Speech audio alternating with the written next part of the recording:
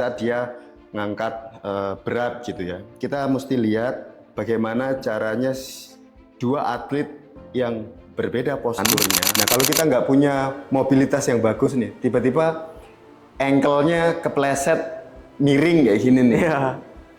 Ternyata ankle kita mobilitasnya nggak bagus. Ya bisa sobek tendon atau ligamen. Tapi kebetulan mobilitas kita bagus, kepleset nih. Yang harusnya itu bisa menyebabkan kerusakan di ligamen atau tendon, karena mobilitas kamu bagus. Balik lagi ya, mobilitas ada fleksibilitas. Ya kamu selamat di situ. Cuman overstretch, nggak sampai sobek. Dikit lah ya, nyeri jadi, dikit.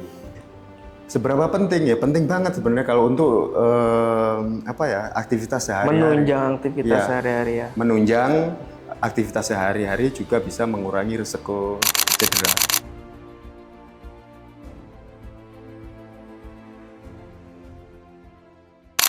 Oke, di topik kedua ini kita akan membahas tentang mobility. Nah, sebelum kita bahas tentang mobility, banyak yang salah paham biasanya sama mobility dan flexibility.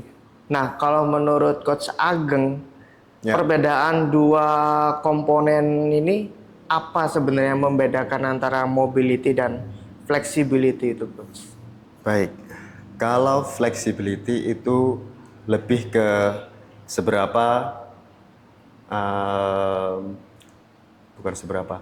jadi kemampuan untuk memanjangkan tisu. Ya, jadi kayak memanjangkan otot. Tapi kalau misalkan untuk mobility itu adalah kemampuan untuk menggerakkan bagian tubuh kita sejauh mana sih jangkauan geraknya sama mempertahankan kestabilan gerakan tersebut. Jadi mobility lebih kompleks dan di dalam mobility itu sudah termasuk flexibility. Oke.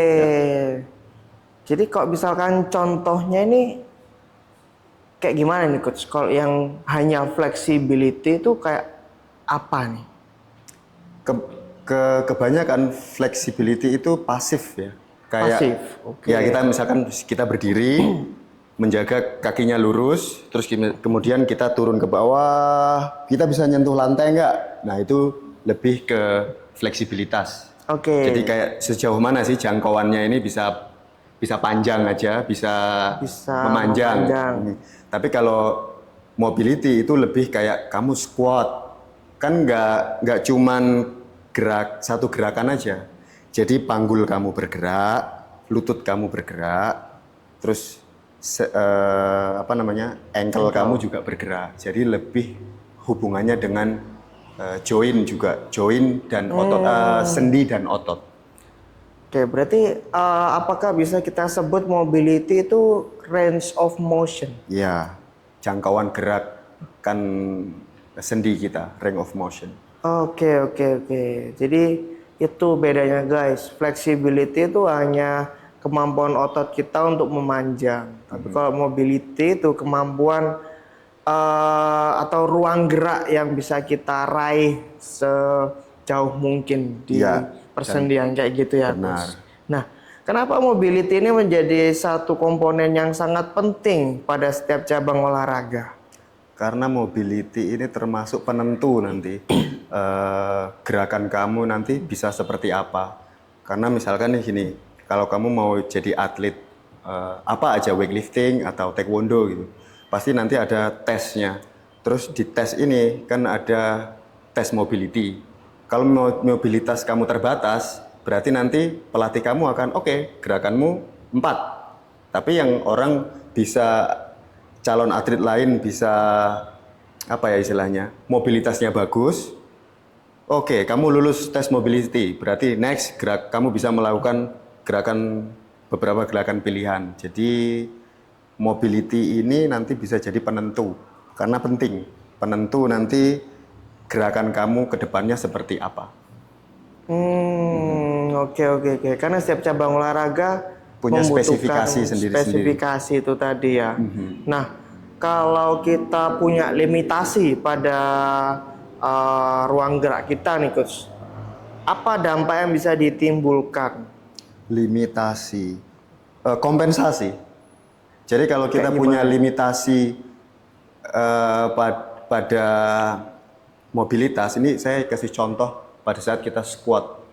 Kalau squat, hip kita itu kan juga bergerak internal sama eksternal ya. Iya. Oke. Ada jangkauannya internal sama eksternal. Kalau misalkan ada limitasi di eksternal rotasi bagian kanan, otomatis pada saat kita berdiri itu panggulnya nggak seimbang.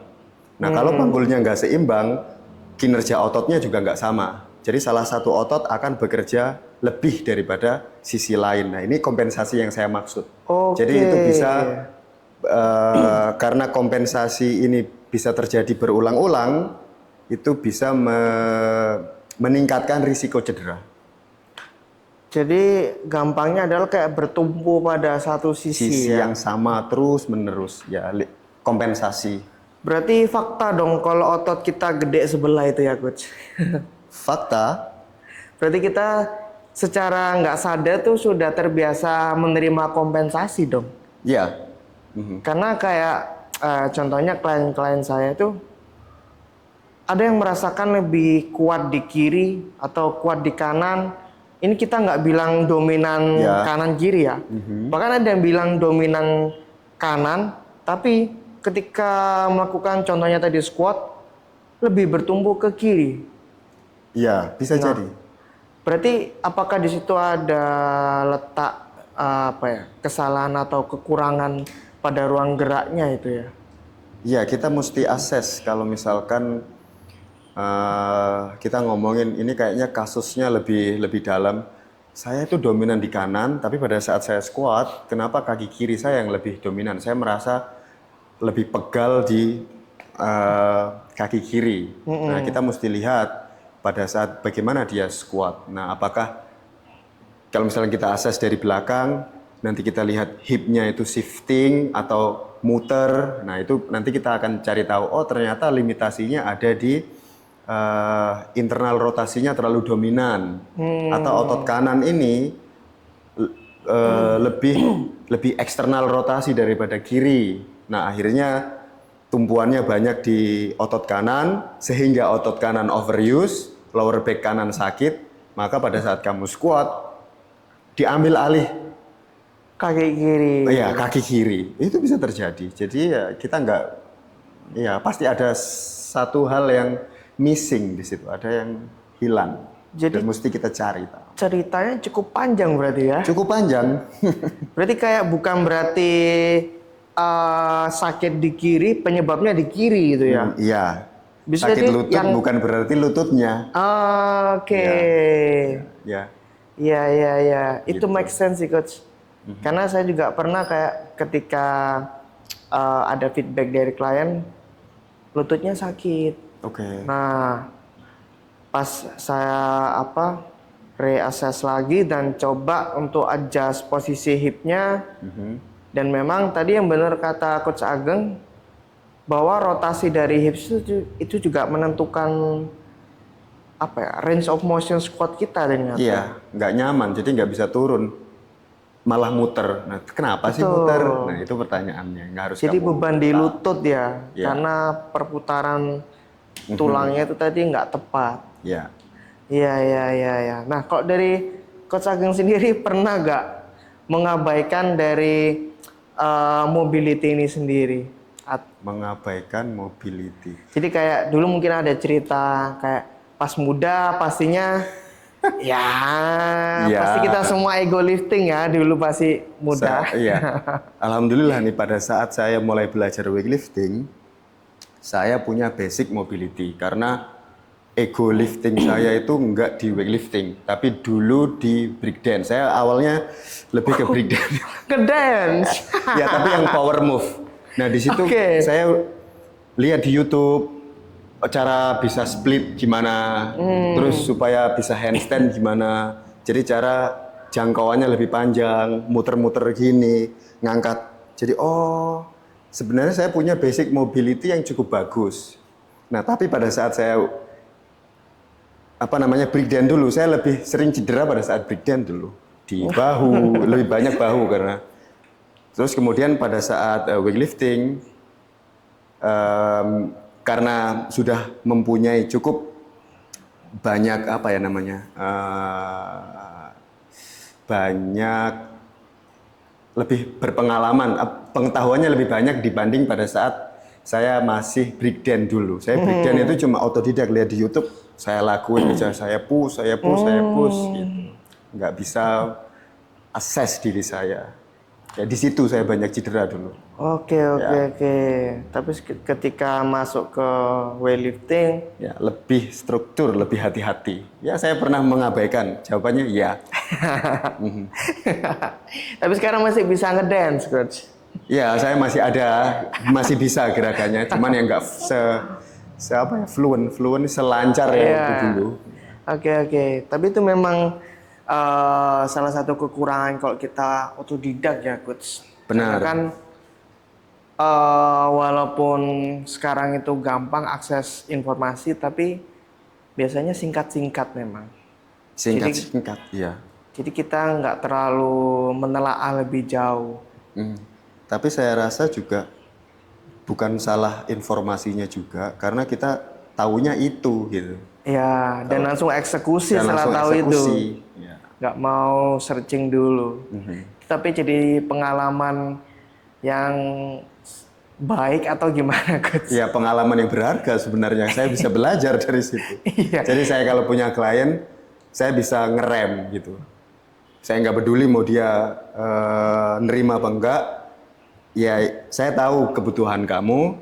Saya lihat kondisi badan kamu. Oke, kita fokus di mobility ini. Kita harus improve jangkauan sendinya ini. Oke. Kalau kamu mau melakukan gerakan itu, kayak gitu. Nah, kalau menurut Coach Agan sendiri, Ya, tadi kan sudah sempat cedera dulu ya. ya. Nah, tapi itu kan cederanya breakdance nih. Tapi kalau kita amati dari yang terjadi ketika latihan beban, nah penyebab-penyebab yang bisa menurunkan tingkat mobilitas kita ketika strength training itu ada nggak? Menurunkan mobilitas ada. Cedera. Oh iya sih. Kalau misalnya kita cedera itu bukan selalu apa ya istilahnya kayak dislokasi atau Faktur. iya nggak seperti itu. keselio. Cedera itu kan bisa overuse. Ya. Misalkan saya gini, overuse di hamstring gitu ya, atau overuse latihan bokong. Tapi bokong dua-duanya yang sakit, bukan salah satu. Bukan kompensasi juga, overuse. Otomatis kan otot saya lebih memendek, susah untuk memanjang. Nah, mungkin pada saat saya mau clean and jerk, pada saat menangkap, saya nggak bisa lebih nyaman pada saat menangkap beban di posisi yang paling bawah karena ada limitasi di hamstring tadi. Jadi sebenarnya kalau kita ulik-ulik lagi, itu cedera atau overuse itu juga bisa mengurangi mobilitas karena salah satu otot jadi kaku. Atau kompensasi Kompensasi tadi ya. terus mental juga, mental fatigue. Aduh, jangan deh terlalu bawah-bawah, capek.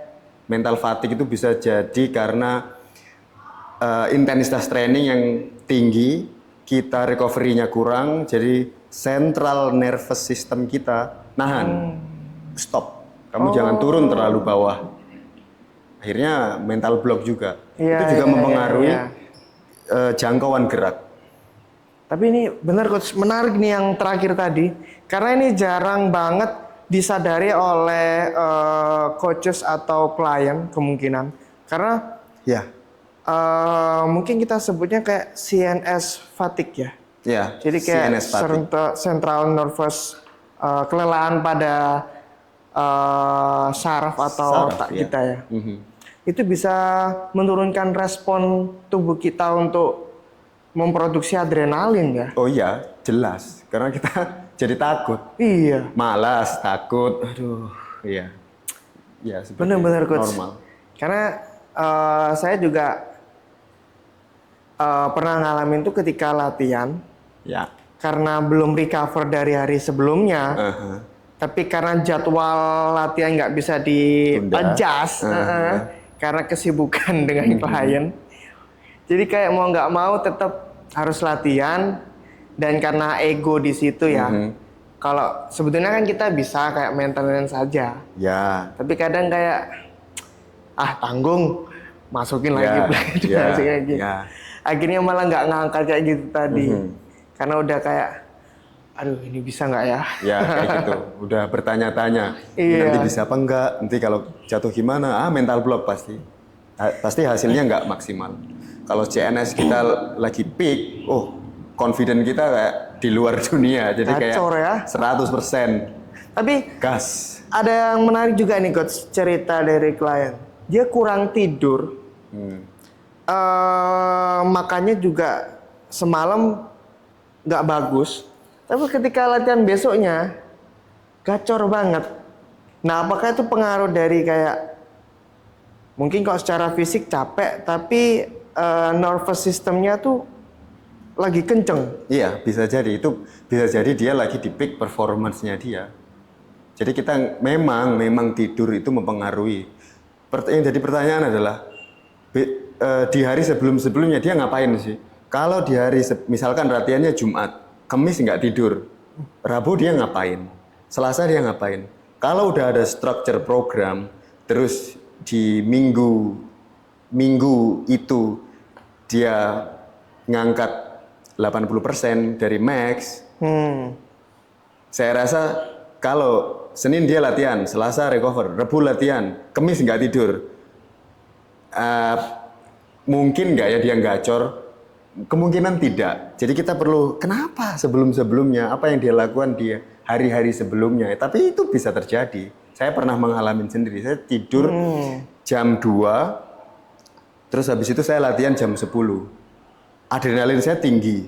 Saya latihan sama teman-teman, saya latihan di tempat baru. Banyak hal yang jadi faktor juga. Jadi trigger ya. Jadi trigger adrenalin saya tadi meningkat. CNS nggak turun, jadi banyak hal. Tapi memang di hari-hari sebelumnya aktivitas saya nggak ngapa-ngapain pada waktu itu, lebih santai, nggak ada latihan. Bukan berarti itu jadi pembelaan ini ya, karena nggak mesti. Walaupun otaknya kenceng tapi badannya nggak tidur ya tetap akan ngefek. Tetap buruk akan ke depannya kalau diterusin. Iya. Jadi cuma 1:100 ya. Nah, gimana Coach Ageng ini menilai klien-kliennya atau mengakses kliennya untuk melihat mobilitas mereka ini cukup atau enggak?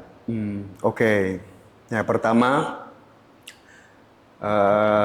saya ngikutin dari prosedurnya.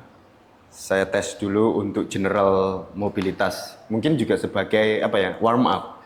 Jadi latihan mobilitas dari leher ke ankle, misalkan kayak gitu. Apa yang dilakukan, Coach? Ya, neck flexion, neck extension, lateral flexion, terus shoulder, overhead, ya kayak gitu, terus diputer. Terus kalau misalkan mau lebih praktikal lagi, shoulder internal, external rotation, terus kemudian trunk rotation, lateral flexion. Nah itu kan nanti kita bisa lihat, yang kiri lebih ini nih, lebih bisa turun, yang kanan nggak bisa. Nah kayak gitu. Jadi lebih ke saya pakai standar yang ada, saya lihat, kemudian saya juga nggak terlalu perfeksionis. Kadang itu ada dampak yang kurang menyenangkan ke klien, tergantung kliennya. Terus kemudian setelah mobility test kelar, baru nanti gerakan basicnya. Nah, di gerakan basicnya nanti akan kelihatan lebih jauh lagi. Jadi pada awalnya tuh kayak ini ya, gerakan-gerakan anatomi flexion, extension, gerakan anatomi, circumduction gitu-gitu ya, pada setiap body partnya. body part. Dari ekstremitas atas sampai bawah. Ke bawah. Itu dicek semua ya, wrist, Dicek. ini itu. Ya. Oke. Ya sambil apa ya namanya ya, sambil warm up, sambil pemanasan. Biasanya pasti begitu dulu. Nah kemudian baru nanti ada yang lebih dalam lagi. Saya nggak ngecek kayak oke, pertama kita ketemu nih, oke kita tes shoulder internal eksternal, nggak begitu, nggak langsung spesifik, nggak langsung spesifik. Jadi kayak yang general dulu, Oke. sesuai anatomi, kemudian baru ke gerakan dasar. Nah kalau misalkan gerakan dasarnya kok squat kamu begini ya, coba deh kita tes ini gitu. Baru bisa ngecek kayak rotasinya tadi ya. Yang lebih detail lagi, dan itu akan men-trigger apa ya namanya, ke ketertarikan, bukan ketertarikan, kayak kliennya jadi lebih, oh apa ya itu ya, apa ya namanya ya? Jadi ibaratnya kayak dia lebih kepo gitu ya. Lebih kepo. Kok Iya, squat iya, kamu iya, begini? Harusnya gimana ya coach? Harusnya tuh begini. Oke, kita coba tes ini deh. Ternyata yang kanan eksternalnya kurang nih, internalnya kurang. Oh, bisa begitu. Nah, kayak begitu. Bisa men-trigger keingintahuan. Sorry. Kalau dari awal-awal kita langsung kasih semuanya, ya enggak. Ngapain sih? Ya, Gini-gini ya ngapain sih, lama banget. Nah, jadi yang general, kemudian basic movement. Kalau basic movementnya bagus ya sudah. Ya. Oke. Berarti ya urutannya adalah gerakan anatomi tadi. Gerakan anatomi. Terus kita lakukan gerakan pull push squat gitu ya bisanya. Tapi memang ketika melakukan gerakan itu tuh lebih mempermudah sih coach kayaknya. Karena Lebih kayak mudah. dengan kita suruh coba squat 5 kali, terus Ya. di situ tuh malah jujur lebih, kalau saya lebih kelihatan ketika dia melakukan gerakan dasar daripada asesmen Yang anatomi terlalu, tadi. ya, maksudnya yang lebih detail, lebih spesifik, ya. Karena kalau yang apa ya, gerakan anatomi dasar tuh kadang nggak jujur klien. Bisa Jadi, jadi. ketika gerakan ini pernah saya kayak gerakan sirkumduksi tangan, shoulder. Karena yang kiri stuck, yang kanan nyamain. Oke. Gitu. Aha. Terus pas saya suruh coba gerakan bench, Ya. mulai kelihatan. Oke. Kayak ada elevate di bahu kiri, kayak gitu.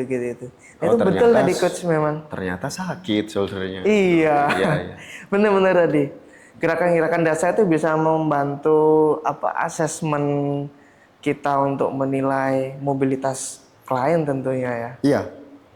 Iya. Nah, berarti setelah melakukan asesmen itu pastinya kan kalau ada kekurangan mobility pasti akan masuk ya coach ke dalam program. Masuk. Nah, gimana coach Ageng ini kayak masukin latihan mobility ini di dalam program strength trainingnya? Oke, jadi begini. Kalau misalkan klien saya punya limitasi di external rotationnya dia gitu ya. Terus hari ini kita mau squat, hip external rotationnya kurang. Terus hari ini kita mau squat, ya kita fokus setelah general mobility, terus kita ada specific warming up. Oke, kita punya ini nih, specific mobility training untuk hip kamu supaya nanti pada saat squat kamu lebih nyaman.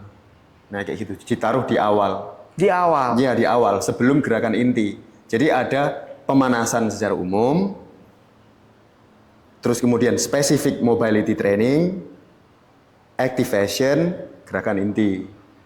Oke. Nah, jadi kayak, misalkan ini gini, kalau kita punya keterbatasan ya, hip kanan yang eksternalnya kurang, kita latihan dulu nih sendinya, jangkauannya diluasin gitu. Terus kemudian, nah otot penunjang dari hip external rotatornya harus dilatih supaya pada saat squat antara kiri sama kanan dia bisa Balance. balance. Ya. Nah, boleh kasih satu contoh nggak, Coach? Exercise mobility untuk improving external rotation itu gimana? External rotation dari hip ya. Ya, kita Bisa lihat. kamu bisa pakai apa namanya? Hip airplane. Nah, hip airplane itu dia memang satu kesatuan, internal dan eksternal. Oh, bisa dua-duanya. Ya, bisa dua-duanya. Nah, jadi selain kamu ngelatih mobilitas internalnya, kamu juga eksternal. Ya sih, itu lebih bagus karena di squat juga hip kita itu nanti rotasinya 2 kali sebenarnya, internal sama eksternal pada saat squat, nggak cuman satu eksternal aja. How hip to airplane. execution hip airplane itu, Coach? Jadi kamu berdiri pakai satu kaki, terus soft menekuk lutut sama panggul sedikit, kemudian kayak kamu eksekusi single leg deadlift. Oke. Jadi upper body turun ke depan sampai horizontal, nggak sampai horizontal, oke lah mengangkat sedikit. Terus kemudian diputer nih panggulnya, jadi satu kaki dibuka ya. gini, panggulnya jadi buka Ya, gini. Oke, jadi oke, satu oke. ditutup, terus kemudian dibuka, tutup, Ya. buka, nah kayak gitu. Jadi Itu yang melatih range of motion-nya ya. yang diimprove mobilitasnya. adalah kaki yang menumpu ya. Iya, kaki yang menumpu. Iya, kaki yang menumpu. Oke. Kaki yang menumpu. Nah, jadi nanti kita gantian. Setelah kaki kiri, kaki kanan.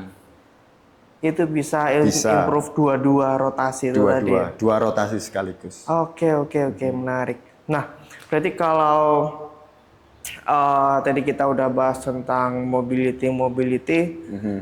Nah, kalau untuk klien in general, Coach, Ya, seberapa penting mobility ini untuk bisa membantu aktivitas mereka sehari-hari?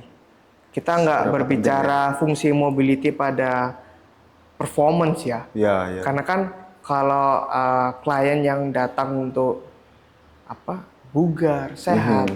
Nah, mobility ini sepenting apa untuk aktivitas keseharian mereka? Sepenting apa? Sebenarnya penting banget karena di dalam aktivitas sehari-hari itu juga membutuhkan apa ya namanya? Mobilitas. Misalkan kita cuci motor, kita jongkok. Ya kalau kamu nggak bisa jongkok karena ankle-nya kaku, Iya. kamu nungging akhirnya. Iya. Lower back-nya aduh pegel nih. Nah, oke, satu. Terus kita gini, jatuh. Jatuh itu nggak harus di tempat gym. Nggak harus pada saat kita latihan. Jatuh itu kita bisa di kamar mandi, bisa di jalan, bisa di taman. Nah kalau kita nggak punya mobilitas yang bagus nih, tiba-tiba ankle-nya kepleset miring kayak gini nih. Iya.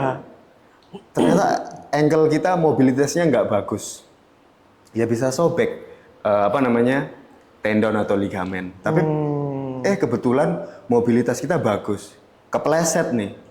Yang harusnya itu bisa menyebabkan kerusakan di ligamen atau tendon. Karena mobilitas kamu bagus, balik lagi ya, mobilitas ada fleksibilitas. Ya kamu selamat di situ. Cuman overstretch, nggak sampai sobek. Dikit Nah, lah itu ya, juga. nyeri Jadi, dikit. seberapa penting ya? Penting banget sebenarnya kalau untuk aktivitas sehari-hari. Menunjang aktivitas Ya, sehari-hari ya. menunjang aktivitas sehari-hari juga bisa mengurangi risiko cedera. Itu ya guys, seperti yang dikatakan Coach Ageng, mobility itu tidak melulu tentang performance. Jadi kalian-kalian yang melakukan aktivitas sehari-hari itu sebetulnya juga membutuhkan mobility yang bagus. Benar. Mungkin masih usia sampai 50 masih oke ya Coach.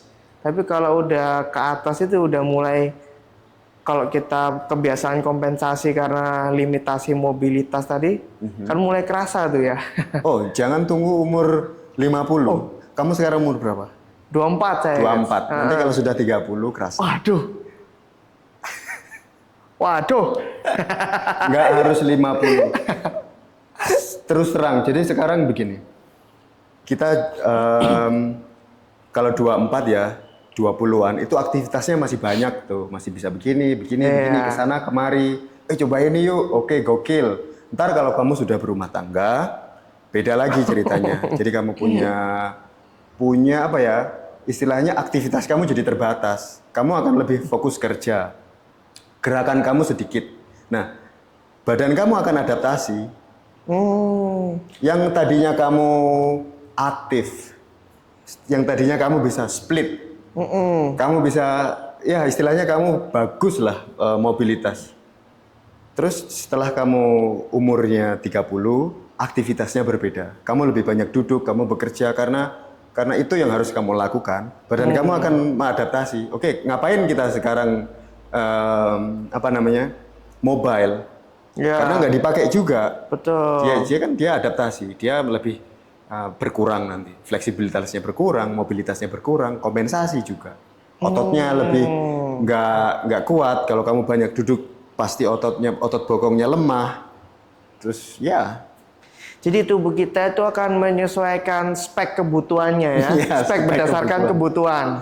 Iya. Jadi kalau butuhnya 100 cc ya mestinya dikecilin. Kalau butuh 200 cc di bore up gitu ya coach ya. Iya sebenarnya begitu, kita modifikasi sebenarnya. Kalau kita ke gym itu kita modifikasi badan kita. Ini kalau cowok menarik, oh begitu ya. Pendekatannya pas. Modifikasi ini kita. Iya. Bore up. Iya betul. Gym itu tempat bore up ya. Iya. Bore up bener. Kamu bisa naikin horsepower. Oke kalau gitu coach, thank you so much atas pembahasan topik-topik hari ini. Terima kasih sekali lagi sudah datang ke Workout. Ya, terima kasih atas undangannya. Oke, thank you so much.